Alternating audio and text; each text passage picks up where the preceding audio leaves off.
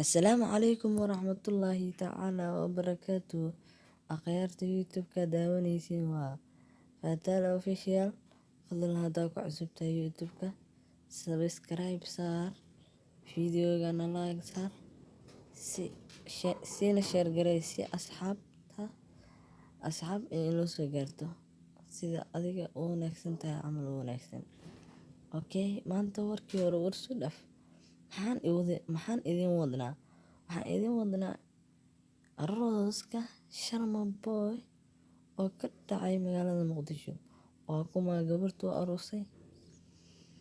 Ma mid caan baa mise waa mid caan ahayn?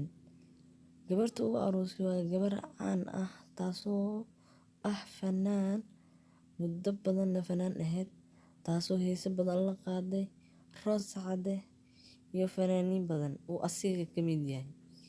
Haatana waxa uu meherkooda ka dhacay magaalada Muqdisho. Hadda Sharma Boy ayaa waxa uu safar u aaday magaalada Jabuuti, asiga iyo saaxiibkii Maslax Mideeye ayaa hadda waxa ay ku sugan yihiin magaalada Jabuuti.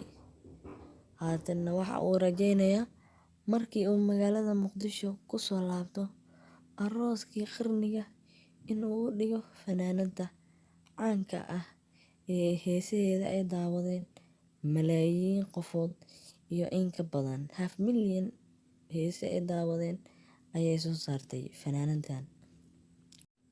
Okay, fanaankan Muqdisho gilgiliyay muddooyinkii ugu dambeeyay ayaa haddana waxa uu cawada gilgilayaa barta Facebook-ga iyo Instagram-ka iyo YouTube-ka, taasoo lagu hambalyeynayo arooskiisa.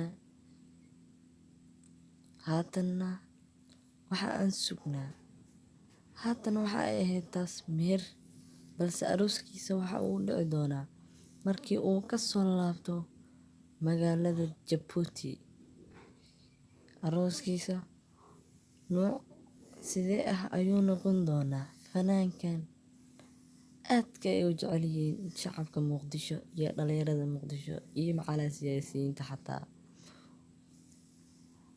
Fanaankan ayaa wacdaro ka dhigay 2019 ilaa iyo hadda 2021 oo uu qaadayo heese aad iyo aad u cajiib ah, kuwaas oo ku gilgilayo magaalada Muqdisho iyo in ka badan gobolada.